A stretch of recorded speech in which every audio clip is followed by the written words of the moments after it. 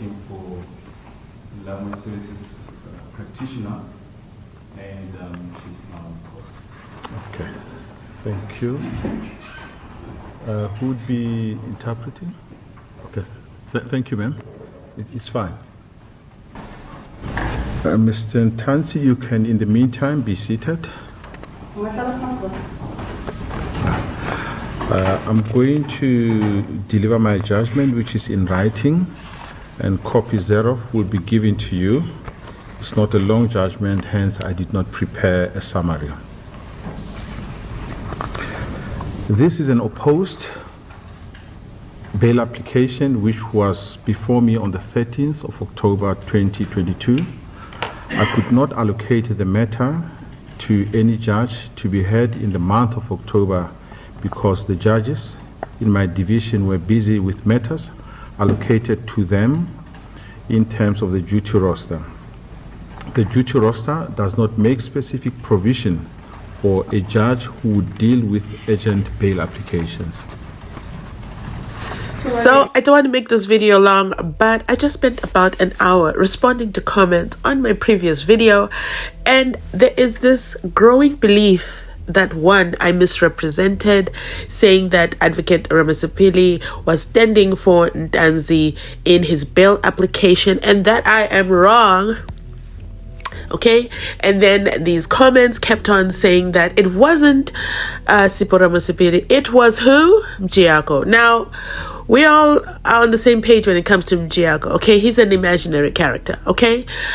But if I'm watching a video and I see Ramasepele with my own eyes, and then I tell you that it is Ramasepele, then you comment and argue with me.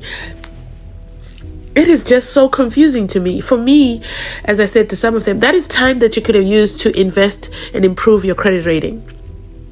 Okay, that is time as well that you can use to figure out who you're going to vote for March 20, who you're going to vote for May 29th, okay, because it's coming, guys. Thirdly, maybe I'm wrong. Maybe I'm the problem. So I played so rewind it. Let me know. I even made it easy. I drew a green arrow around Advocate Sipho Ramasepele's face, but maybe I'm imagining it, or maybe he has an identical twin that is called Mjiyako. You see, when someone believes in something so much, it is incredible that even with a fact, they will still argue about it.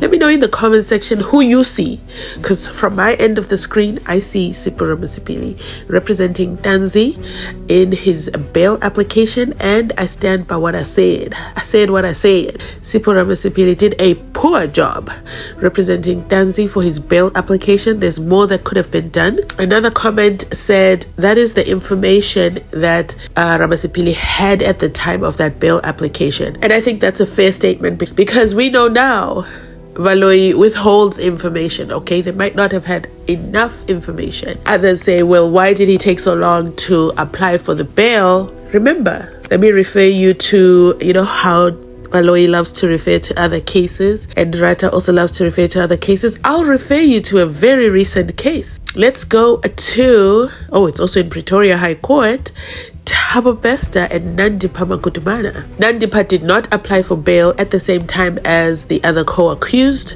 Okay, she said, wait a minute, I'm not abandoning my bail application, I'm just not doing it now. So even Ntanzi was within his right. I think that this judge or magistrate was wrong in using that as a reason for him, as one of the reasons for him to deny him bail. Let me know in the comment section down below. The voice is running away. The former Speaker of the House, who has since, quit her job after the allegations were placed against her, she handed herself into the police, and then they immediately did a bail hearing for her.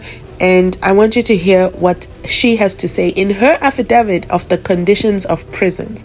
And keep in mind, this includes the prison that Bongani Ntanzi is in, the one that because Bongani Ntanzi is at Kgosi Mampuru. Okay, so listen to how she says, you know what? And this is Mapisa-Nqakula, okay? And she says, I'm not going to prison, okay? This is what prison life is like, and I'm not going to prison. Very, very sad conditions, but to hear them being described in a court of law is absolutely devastating. Judicial Services inspectorate reports have been read I'm going to refer to these parts of the affidavit. At paragraph 89, in each of these reports, the chronic failings of the South African prison system are repetitively restated, namely that South African prisons are dramatically overcrowded, with most of the flaws listed in these reports emanating from this fundamental problem. South African prisons are riddled with gang activity, where gang membership breaches the divide between prisoners and officers of correctional services. Assault by inmates as well as correctional services officers is a constant threat. Membership of gangs is often predicated by the commission of an assault. Applying the concept of systemic failure, the South African prisons and the juvenile facilities do not have the facilities available to make provision for my safety and security as defined above. Activities of gangs is to organize uninvited sexual contact or facilitate the drugs trade. The chief targets of such are the old and the young. Access to ablution facilities and sanitation is totally inadequate, and the lack thereof contributes to the spread of disease. Access to medical facilities is virtually non-existent due to the lack of resources and underemployment. Recently, as a result of this problem, former South African President Jacob Zuma has been sent to a private medical facility and further has a medical parole. Basic constitutional rights prescribed by the law for a minimum of 1 hour's exercise per day are simply ignored due to the understaffing and overcrowding.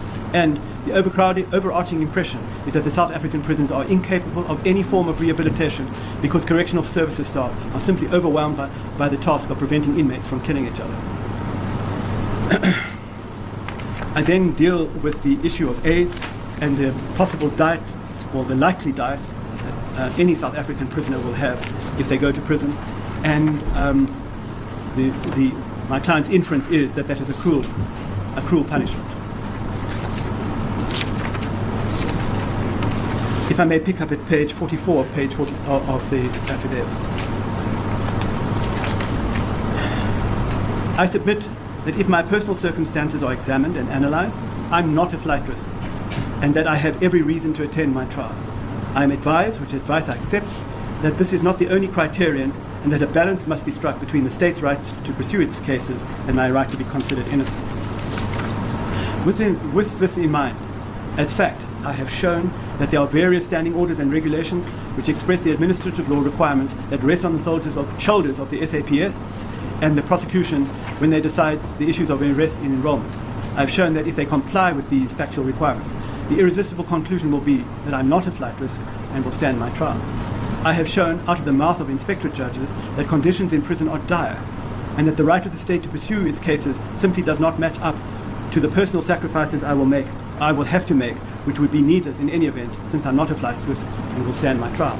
To further illustrate this point, I've set out my constitutional rights, which as a fact are mine, to indicate that my right to be presumed innocent tips the scale in my favour, that it would be better to secure my attendance at court by way of bail. I have also shown that the learned members of the state team, when they have applied their minds to the self-same principles I have indicated that they do not oppose bail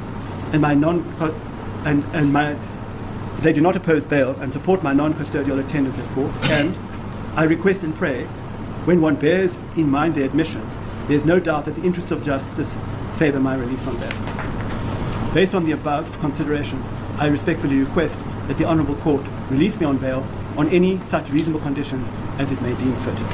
And once again, this is signed by my client and deposed by my client on the 4th of April 2024. Thank you. This will be handed. So you heard it for yourself, and this is why I like to put clips so that I'm not misquoted, because we all know in the comment section some people are going to show up and still argue with something that is factual and is on record and has been said. But I digress. Yes, the voice is coming back. So you see here Ntanzi and the former speaker Mapisa-Nqakula. They're both tilting their heads to the side. Okay, they're both in their bail hearings. I think, like the people who read body language, this must be an indication of something. I'm going to do research and come back to you. But the main thing I wanted to talk about is the contrast difference between a bail hearing for the poor and a bail hearing for the rich. The rich arrives and says, listen, the maximum budget I have is 50,000 rands. Bongani Ntanzi shows up and says, I don't even have a job, okay? I have no place of residence. The rich obviously get their bail granted. Bongani Ntanzi is denied bail, and it is also opposed by the state. When it comes to the rich and famous, the state does not oppose the bail. Like, I could do a whole full video on how this is absolutely unfair and not in the interest of justice, and who ends up in these prisons that Mapisa-Nqakula says she cannot be seen in any of those prisons because there's AIDS over there, okay? There is no rule of law. There's gangsters. There's this. I remember this clip specifically. That's why I was able to find it and clip it here. I remember this specifically because I was shocked that you would use that in your bail application as a reason why you cannot go to jail, to prison when you haven't been convicted yet. Which means from today onwards, everybody should, when charged, should also use that in their bail application. Like, I cannot go to prison because there's HIV in the prisons. There's no, we're not given that 1 hour of outside time because the prison guards are just too busy trying to stop gang violence.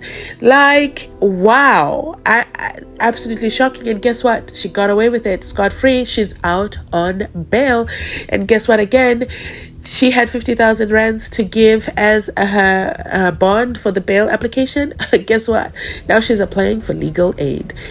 This is Mzansi for sure. Oh my God. This is crazy. I cannot make this up myself. Comment down below. Let me know your thoughts on the differences on these bail applications. My client suffers from hypertension. Now, dangerous hypertension. She is on medication called Mazubat, M-A-Z-I-B-A-T, Puricos, P-U-R-I-C-O-S, Acotrin. Now, she constantly needs this, and if it's not made available to her, her life is threatened. Those are my instructions. I'm pretty sure my learned from this fact being presented from the bar, that it would be a very serious consideration in my humble submission, in view of my client's age, when your worship makes the decision as to whether to grant bail or not, as it pleases the court. Advocate, your statement is underpinned as Exhibit A. Is there any further evidence you are going to lead in this matter, or do you close your application? I close mine. I believe that the state will address every point as well as the last point raised. Yes, thank you. Thank you. Your worship, as I indicated in chambers, the state does not intend leading any evidence. However, I wish to make the following remarks regarding specific paragraphs of the affidavit. Paragraphs 4.3 and 10. So if you're one of those people who don't like YouTube podcasters and commentaries, and you've made it this far in the video, wow, thank you so much. I don't know that I would watch something I don't enjoy up to the end. But to all my subscribers, my VIP gang, you've made it this far in the video. Thank you so much. Please let me know in the comment section. Do you think that bail is reserved for the rich and famous? What is it? What bail conditions are available to the poor man? Bongani Ntanzi from Gwanongoma was denied bail, and simply because he could not prove his residence in Gauteng, and also because he didn't have an address in Gauteng, but Gininda drove to his house in Gwanongoma. I'm so confused right now. Did Bongani Ntanzi deserve to be granted bail based on what we've shared? Did Mapisa-Nqakula, did the former speaker Mapisa-Nqakula deserve bail based on the arguments she brought up? I mean, she also has medical issues, guys. Because of those medical issues, there's no way she can go to jail because there's no way she'll have access to her medication. Say what now? You know what? I should do a separate video on that because wow, in the wow. This is Mzansi Unfiltered. Thanks for watching. Please remember to like, comment, and subscribe as we bring these updates to you. Please remember to like, comment, and subscribe, and I'll catch you on our next upload.